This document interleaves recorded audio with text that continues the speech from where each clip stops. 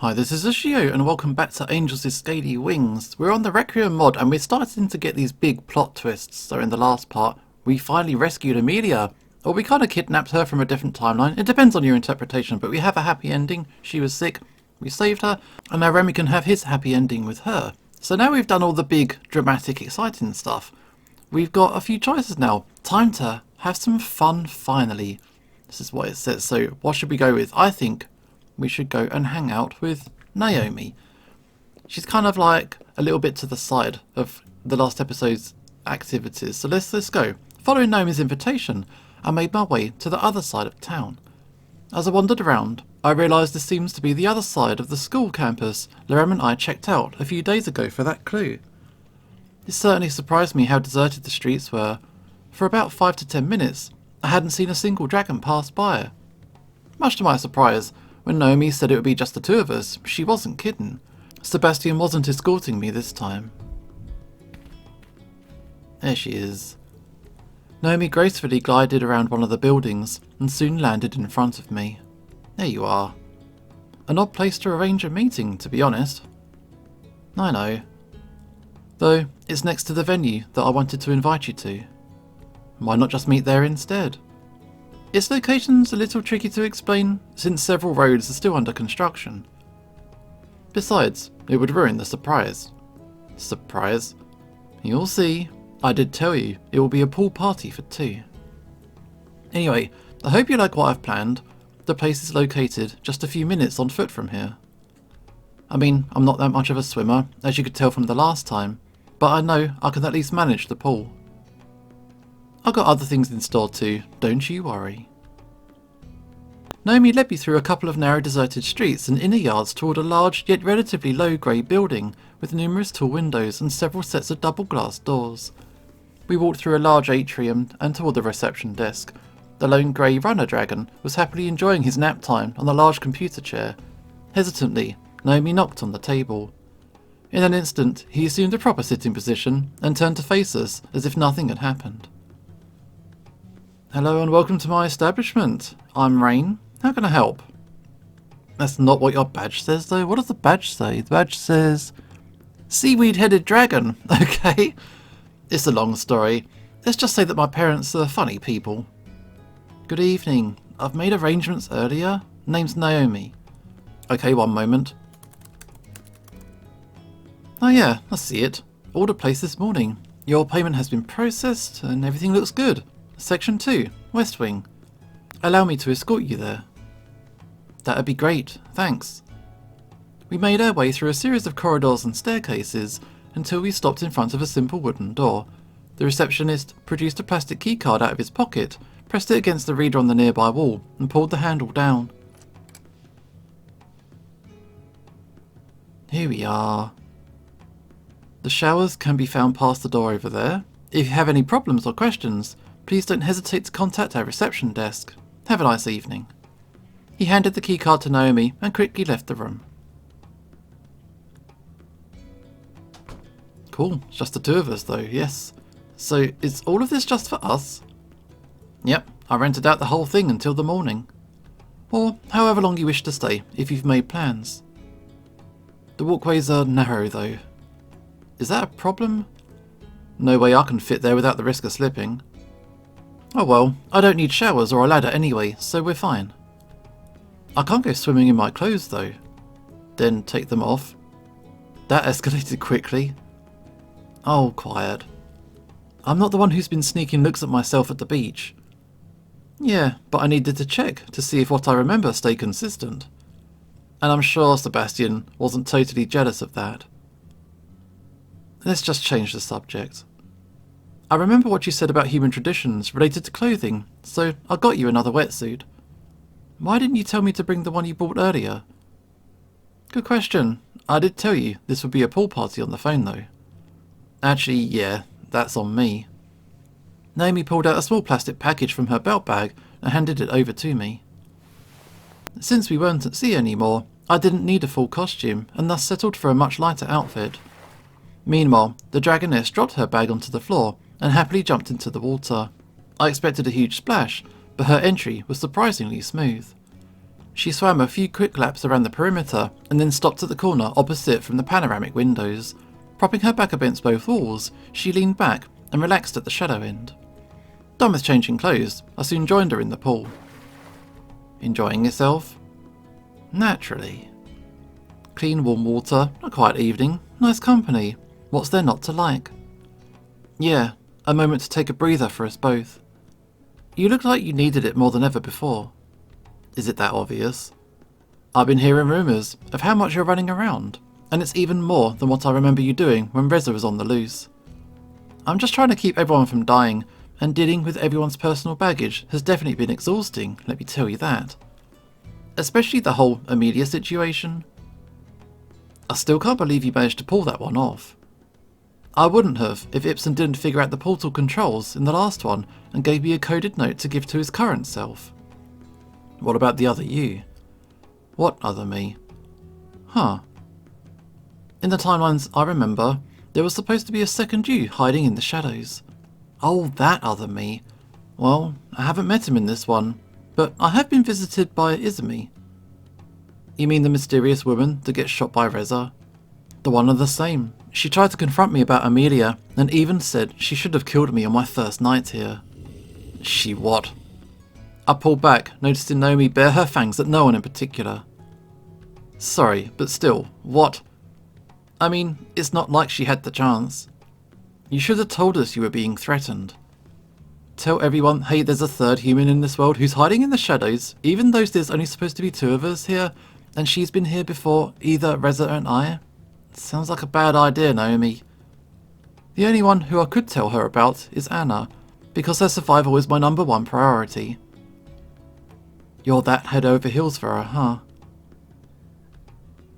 I silently stare Naomi in the eyes with pure determination in them.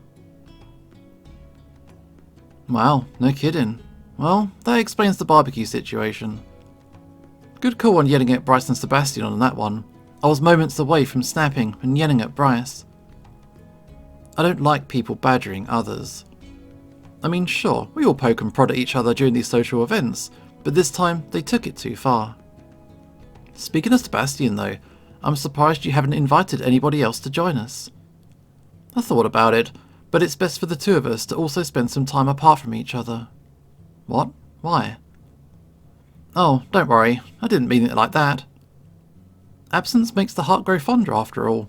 It makes potential dates with each other more special if we don't spend every waking moment together. That's actually a good way to look at it. I see you haven't seen it that way for a while now. You're not wrong, but considering what I've been through... Yeah, I know this wouldn't really apply to you. You said her death in the last timeline is what broke you, but judging by your looks, there's more to it than that, right? From what I remember, that was my third attempt at saving her life. First she bled out in my arms on the night we stopped Reza. Then, in another, she died from cancer a few months later, and sometimes she didn't even make it that far because she would have been murdered instead of Damien during the break-in. In the last one, after I finally had hope. I sighed dejectedly. Now I know how Remy felt about Amelia. Clinging to her with every fibre of my being might not be healthy, but it's all I had left. You two could be kindred spirits. I've been contemplating giving up plenty of times before just like him. It's that damn portal, and the chance to do better what kept me going, the definition of insanity. Thinking about it logically, you might have it worse than Remy in this case. What do you mean? Remy might not have had a chance to go back and fix his mistakes, but you did, and still do. And yet despite that, up until now, you never could succeed. It must have worn on your psyche subconsciously, even if you forgot what happened in the timeline when you went back. As is, it's still a miracle you aren't on the same level as Reza. That might not be true, to be honest. Now I get to ask, what do you mean? I explained to Naomi the mad rant I went on when Izumi threatened me. Interesting. I see Naomi mull over something in her head. No doubt she's trying to think analytically about the situation. I think the fact that you realise you might have went too far in that rant shows the difference between you and Reza. He always tries to justify his murder spree with the good of mankind, thinking he's in the right. But you know what you're doing, selfish, even if it's working out for you better than ever. In some aspects, you're worse than him, sure, but in most you're better, mainly because you use your selfishness for the greater good inadvertently. Think about who you're doing this for, and besides just the whole love aspect, Anna is one of our best and highest ranking scientists, a veritable genius, so saving her life benefits both your and my kind. Now, if only she'd do her job ethically. I actually hope I can get her back onto the straight and narrow. I'm thinking about maybe becoming her assistant. You, her assistant? I do have a biology and sociology degree after all. I see. Do you think you can handle her? I'm not one for gossiping, but I heard she's prone to throwing temper tantrums at work. I'm sure she'll hold herself back for my sake. Not that I want to rein her in or anything, but I'm sure she's been reevaluating her life after recent events. Why do you think so? So, much like you and I, and everybody else, she's been having timeline dreams herself. Those 3 deaths I've mentioned a bit before, add to that she remembers her promise to me. And then Damien attempts to commit one of the most heinous crimes imaginable to her. I know how strong-willed she is, but I'm pretty sure that shook even her. And considering what she's been like with being private, I think she just might be rethinking her approach to her life and her career. Makes sense to me. I don't know how I would cope after that. But enough about me. How's it been going with you and Seb? I know you said you and him are keeping some distance to make the dates more special, but anything other than that? He's been a complete gentleman the whole time. We went camping to a nearby cave for a night recently and played cards. Was it Bastion Breach? Yes. Why? We actually played that same game when he took me camping in some other timeline. What about you? I got a perfect tie, believe it or not. Of course I counted on it happening. I might have been new to the game, but the way he explained the rules, I thought I'd prank him with it. So you did a perfect tie on purpose, just to see his reaction? Yeah, I mean, I could have easily done a 13-0, but I wanted to be funny. I see. So you can actually say he's not as much of an indoor person as you initially thought, right? Right. Taught me a lesson on making assumptions. Our conversation died down for a bit, letting me just float on my back in the water, looking at the big windows to the outside. I looked at Naomi in the meantime, seeing her lean against the edge of the pool, similarly relaxed. Just chilling and relaxing. But it's good to have some, extra emotional support to all the stuff that's been going on. The evening sky is quite beautiful today, isn't it? Yeah, I really like the view and the atmosphere of the place. On the way here, I was a little nervous to be honest. I had some doubts about the penthouse section being the right choice for our meeting, but I'm happy you're enjoying it. Why wouldn't I? I can't know whether or not you'd have the same reaction as the timelines I've seen. My original reasoning would have been that it might feel a little too open, and you humans seem to be pretty secretive. Considering how many dragons have wings, it could make you uncomfortable. Oh, now that you mention it. Don't worry, the glass is almost completely opaque from anybody outside. They won't be able to see through. Cool, good to hear. Peace and quiet. Reminds me of how things used to be during university and before it. I miss the simpler times when the grass used to be greener, the sun was brighter, and I wasn't well acquainted with every crime this town has seen for the last few years. Being young and naive is such an adorable little example of blissful ignorance. By now, I wish I could have stayed that way. That's not what you told me before. Really? Yeah, you said something along the lines of, I can't keep it up forever, which is pretty true. Sooner or later, I was bound to crash into reality. Your encounter with it wasn't too bad, thankfully. Yeah. A rich family and supportive friends give you many luxuries other people lack. But do you know why I joined the police? To help people make a difference. There's a huge reason behind my motives that has little to do with being a bleeding heart do-gooder. Not sure how to put it. You might think of it as egotistic or selfish, but you deserve to see the full picture. For most of my life, I was nothing but a pretty face from a family with a large bank account. Beyond that, I was alone. Shallow friendships I formed at university crumbled into dust soon after it ended. I never formed lasting bonds in my earlier years, and only have my lack of social skills and drive to blame for it. You seem to be pretty good at keeping conversations now, though. Months and months of practice at the department. You should have seen me during my first few weeks. Before I joined, it was different.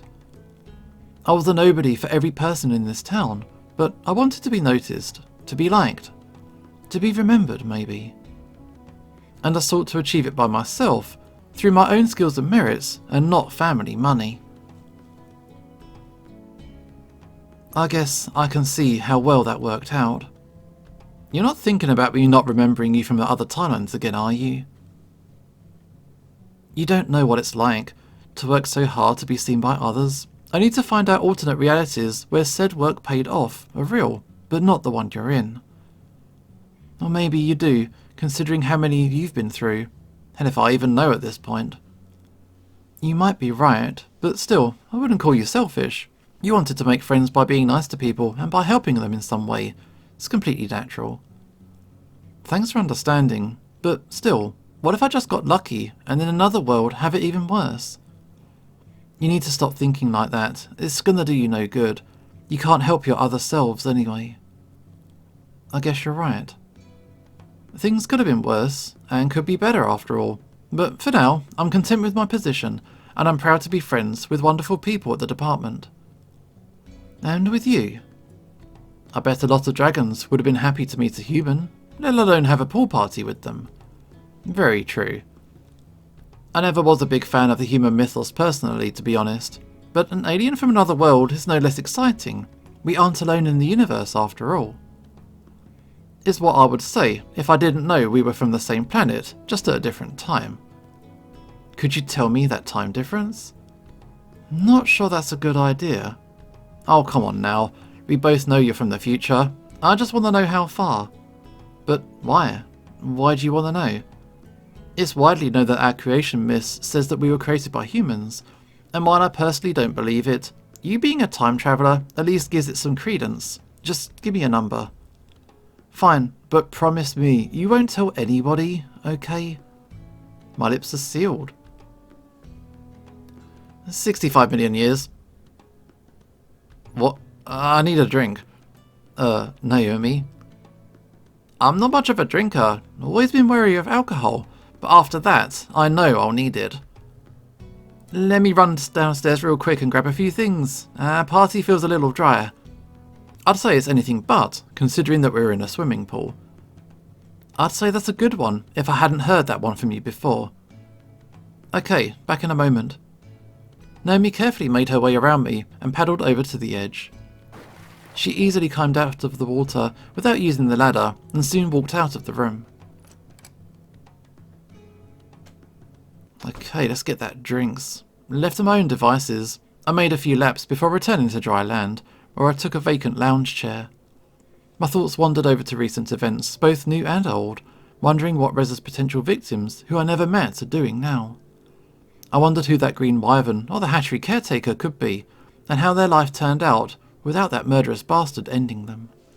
I could only wonder what was going to happen next. So many different scenarios went through my mind. Success, failure, diplomatic fallout, people back home, people here, behind the scenes games, the incoming destruction. And I already know I won't care much for at least some of it once I finally get to take those generators home. It might be time to reevaluate my own life as well. Are you alright? Oh, sorry, I got a bit lost in my thoughts. I saw a dark bottle on the floor nearby, as well as several paper bags. Naomi must have paid a visit to the local bar of some sort. I see I'm not the only one. What concerns you? I don't want to bring this stuff up on our evening out. No, it's alright. Better get it off your chest now.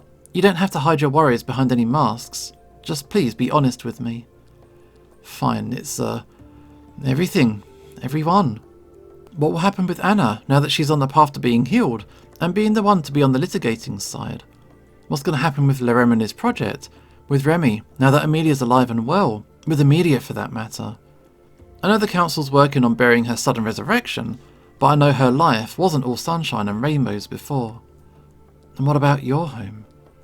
I'll be honest with you, my sympathy for them has majorly diminished after the last timeline.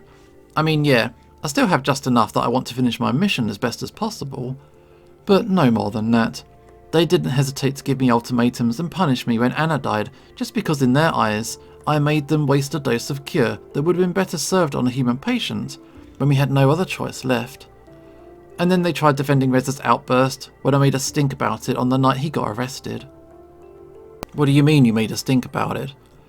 Anna on my first day here gives us a sample generator with the words, and I quote, "Feel free to send it home and give it a test," but we never managed to do it thanks to Maverick's intervention. Well, after Reza got knocked out and arrested and I was free to go, I actually upheld that point and took the sample generator to our world and used the opportunity to yell loud enough about Reza's idiotic behaviour for long enough. Eventually, I convinced my leaders that he was in the wrong and we were right to make an arrest on him with my help. And that's why you have the go-ahead to investigate and potentially prosecute him. But again, I had to waste precious hours of arguing my points, making them show their true colours in the meantime.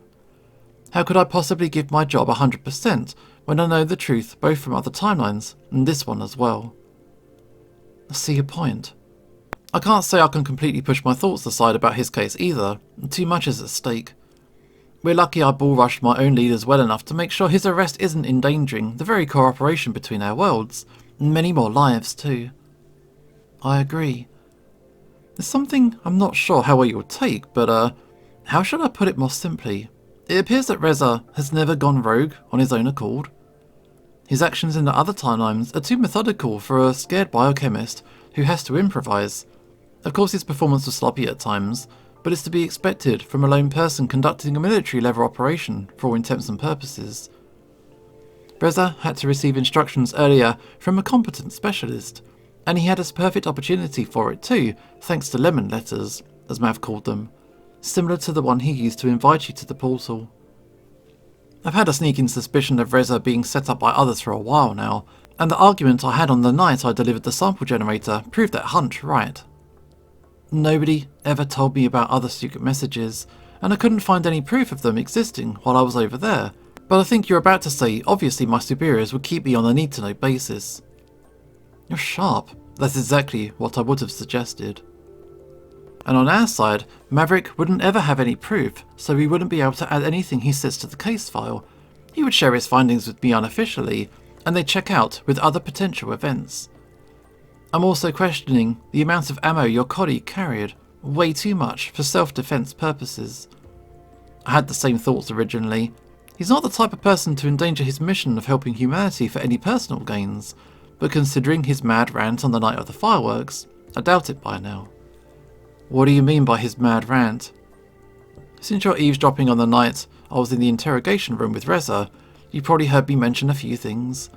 Like sit at home sipping champagne, there's so many damn clues, pettiness and politics. Yeah, I have, but perhaps you could put the whole rant together? Let's see if I can even remember.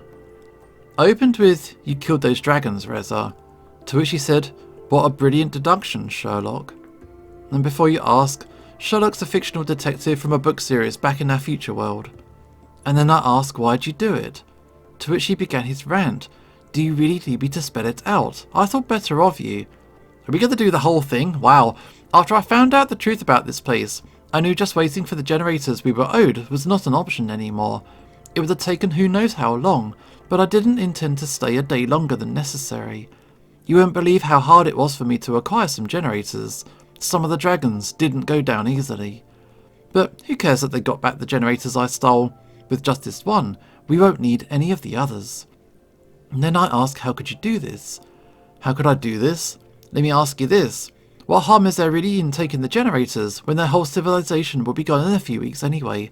The ones I killed just died a little earlier than scheduled. Even if that creep hadn't shown up and interrupted our meeting, we wouldn't have had the time for them to make the generators for us. And then I asked, how about we don't let them all die?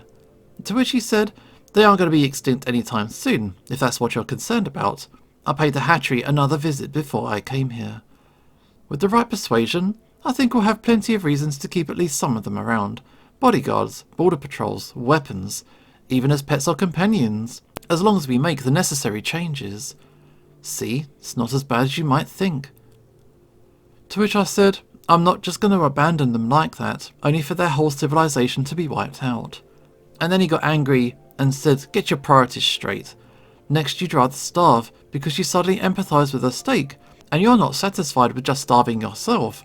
No, you're going to let all of us starve because you want to impose your morals on everybody. Since when do you think that you get to have any say in this?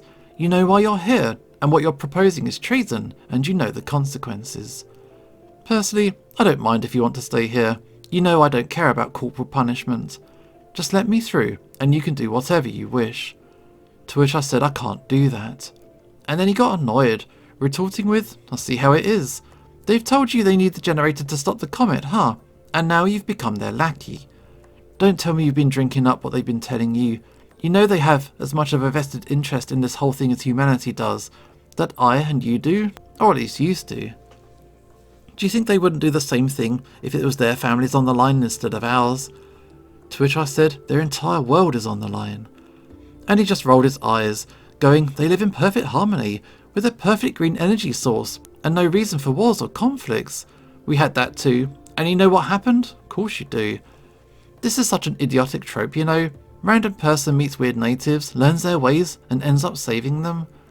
What do they need you for? Maybe they're going to be extinct for a reason, if they can't even save themselves. To which I asked, you know of our suffering, yet we'll let them have it. To which he said, I don't care what happens to them, but unlike you, I was at least trying to save humanity. With me retorting with at any cost. We have the solution right here, and you want to get philosophical now? Don't you think we deserve it? They had it for who knows how long, but now it's time for us. Which is when I said not like this. And then he actually had the gall to ask, do you think I like it? If there was a different way, I wouldn't have spent the last few weeks doing what you didn't. We don't live in this fairy tale world of yours, where there's a perfect solution to everything. You should know that. Just being here for a few weeks must have messed you up. I think I know why. You got too used to all the comforts they have here. You actually don't care if they all die back at home, do you? As long as you can stay here, in this perfect little world of yours, you've discarded everything and everyone back home and replaced it with this. Maybe it's because you just don't have a life back home. I can even understand that a little. Of course it would be nice to just stay here where they have everything that we don't. But being here also reminded me of everything I hated about our world as it used to be. The pettiness and the politics. Say about the solar flare what you want, but it levelled the playing field and gave people like us a chance to make a difference. For all of our efforts, what did we get? A vote that was meaningless and a sea of stupidity and lies, and now everybody has to pull their own weight, and we make the rules. You of all people should understand. Of course they wouldn't. They haven't experienced how it is to live like we do now, to see the world burn and everybody you know die around you. To which I retorted, because I have, I won't let the same thing happen to them. And of course he tried to come back with, how many do you think died back at home just in the 2 weeks you've been here? Because we don't have the power for the hospital. Do you think those victims aren't worth mentioning? Or do you just care about the few dragons I killed? Not even caring about the fact that if he only explained to Maverick that we had permission to send the sample generator home that fateful night, we could have saved so many of those who died because of the lack of power. He continued on by saying, our city is the last bastion of a civilized society in a world where nothing else is left. Maybe you've forgotten about them, but I haven't. How many of us do you think will be here in a month or a year, or are they just a statistic to you? To which I said, the same could be said of the dragons. And then he asked, what do you want me to do? Talk me down from doing this? And then what? It's too late anyway. You think they're just going to let us go after what I've done? Fat chance. Whatever you may think, you'll find that our leaders back home agree with my course of action. See, that last part gives credence to your theory of Reza not working alone. And from the arguments I've had on the night I delivered the sample generator, I agree with it. But I also see that our leaders will be more than happy to throw Reza under the bus now that he's failed. I asked why he's telling me all this, to which he said because he expected me to join him, and I said it wasn't going to happen. Which made him continue his mad rant with, and you call yourself an ambassador? This generator is the only thing we need for our city to survive. How can you even argue about this? And then I said, the dragons also need that generator, and I'll do what's necessary to stop you if I have to. To which he said, so that makes you judge, jury and executioner. What a wonderful set of morals you have there. And then I retorted with, we only need to wait until the comet's passed safely. Which he never believed was possible, In no timeline did he even ever consider it would be possible. He said, "You think you can stop the comet, and you need this generator to do that." Sure, and if your plan fails, then not only is this world gone, but we also lose any and all hope to save our own. We're so close now. We can't risk anything by waiting for your crazy plan when back home they're dying by the minute. I won't let you. And that's when I knew he wasn't thinking of the greater good, but of himself. I told him, "You only want to save your own two-faced hide because you don't want to face the consequences of what you did." And then he just started laughing like a maniac. When I asked why, he completely lost it, saying because it's a joke, must be. I'm the one with the gun, and if you thought you could just waltz in here and lecture me? Listening to you is fun and all, but the grown-ups must get back to work now. This is usually when backup arrives for me. He would immediately call me a traitor, saying, "And to think I let you distract me with such a cheap trick, just because I thought there was still a shred of humanity within you." And then he pulls his gun out, waving it, checking who to fire on first, saying, "Just let me go, and I'll forget the whole thing ever happened." To which I ask, "Do you really think you can do that, Reza? Do you think this is worth risking your life for?" While also adding that he's got 6 bullets for however many of us there are. Usually it's me, Maverick, and another dragon, and maybe Izumi. Then he says, "I've been risking my life for this every day for the last 2 weeks. What did you do during this time? Sip champagne in your nice apartment?" Besides, this generator and the whole building came from our time. They belong to humanity. And that's when Izumi arrives, taking the first shot. Then Maverick and my partner go for him, while I stupidly hesitate for a bit, leading to either just Mav or both Mav and my partner getting shot. Most of the time, Mav ends up dead. I think maybe Adina's the only one who could escape truly unharmed, while Maverick's also alive. If Anna's there, she either jumps in front of me, gets shot at, before she burns the bastard to a crisp, or she tackles me out of the way and slits his throat. In Narem's case, either way, he ends up kicked, while I either die or somehow manage to jump Reza back to day 1 with me using his emergency coordinates. In Bryce's case, he's either dead or alive, but in those timelines, Reza wasn't actually the killer. Izumi was setting him up. It's weird. Remy gets it the worst. He gets shot, and either has to deal with an invasion from our side because Reza escapes, or Vara, a hatchling that he adopts, dies, and then communications break down due to Reza being dead. Or in the last one, we all come together, stop him, but lose the generator, and evacuate to our world. That's when Anna died, for the 4th time. What a wretched creature. You would be staying here, trying your best to put humanity in the best light possible, while he's out there destroying every piece of goodwill. Let me tell you something, that line of his about having no life back at home sounds like a grade A projection to me. And just speculation of him actually doing it for his own selfish desires, when simpler and better solutions are staring him right in the face, is also right on the money. It's painfully obvious he thinks he'd be hailed as a hero, but for what? Securing 1 generator. I know, right? Sure, it's stronger than most commercial generators you guys can make, but in this case, quantity is still very much better than quality, with near infinite amount of replacement parts from you guys. Those generators I'm waiting for are a much better deal than one ancient one that might output more power but is potentially irreparable. It's completely asinine. Even if he's hailed as a hero, it's not like it gives him any political power to actually influence the decision of our leadership in the end. True. Back to the original point though, all of this just proves that no, he definitely would endanger his and my own mission of helping humanity. Also true. The only real problem I can't figure out is the why. It just doesn't make sense to me how he's willing to ruin it all for so very little gain in the end. Just like I said, a single generator, no matter how powerful, is still just a single generator. But putting that aside, nothing makes me lose sympathy for him more than killing or kidnapping children, the stolen eggs, Vara. I shook my head in disgust. I wish I could throttle him just for killing Vara in that one timeline. Calm down, you prevented that in this one, and I read the reports, and you saved her mother too. You knew Linnea was her mother? It was in the police report, immediate family section. Malcolm, the electrician too. Just keep thinking about how they're alive and well thanks to your intervention. You're right, but when I close my eyes and see Remy crying over the dead little hatchling, whenever I so much look at her cute innocent little face, I lean against the backrest of the chair I was sitting in, taking in a deep breath to calm myself. Knowing all of this changes few things about my speculation of Reza. In fact, most of it just reinforces my ideas. I don't blame you. We're lucky he's in the detention centre currently, and I hope he rots there for a while longer.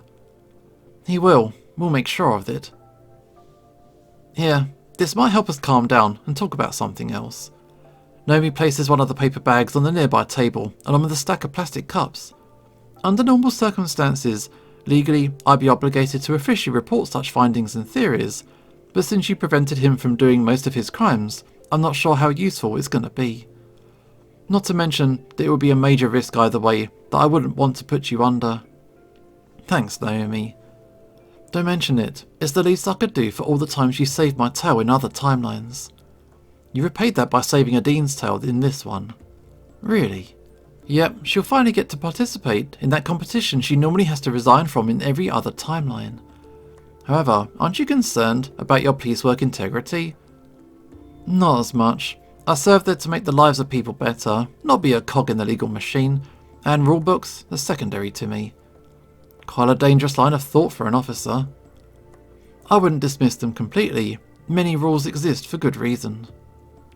Besides, for every risky action I take, I always carefully weigh the consequences of each choice. I can be biased or wrong, but the resulting outcome is purely my responsibility.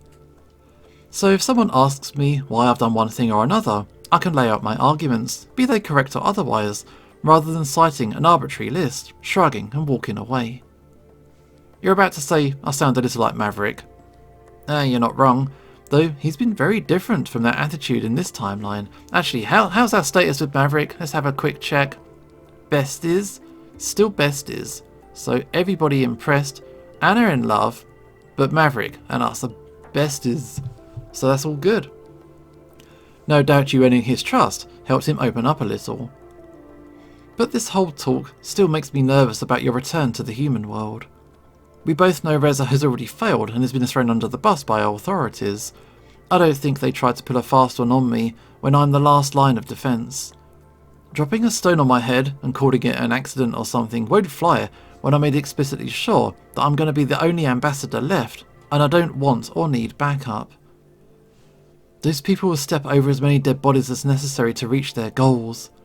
Well, I've learned a thing or two by doing this for who knows how long. I hope you stay careful. Now, let's try and enjoy our evening. I forgot to ask, what did you bring? A bottle of fruit wine, seafood, and other assorted snacks. Where did you find this? There's a bar down the road. Learned about it while processing some papers from a minor theft incident 3 weeks ago. Now that's a new way of keeping track of local establishments. Stress aside, police work has a few unexpected perks. I pull out 2 of the plastic cups Naomi put on the table before reaching for the bottle.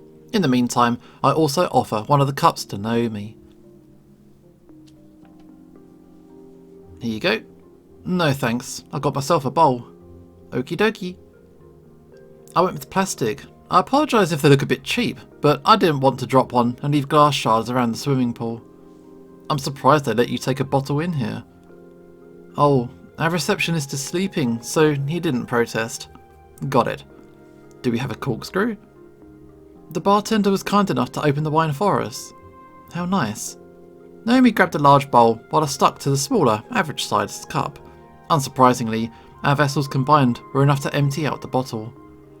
I thought you were wary of drinking. I am. But that's a lot of wine? I'm also a lot of dragon.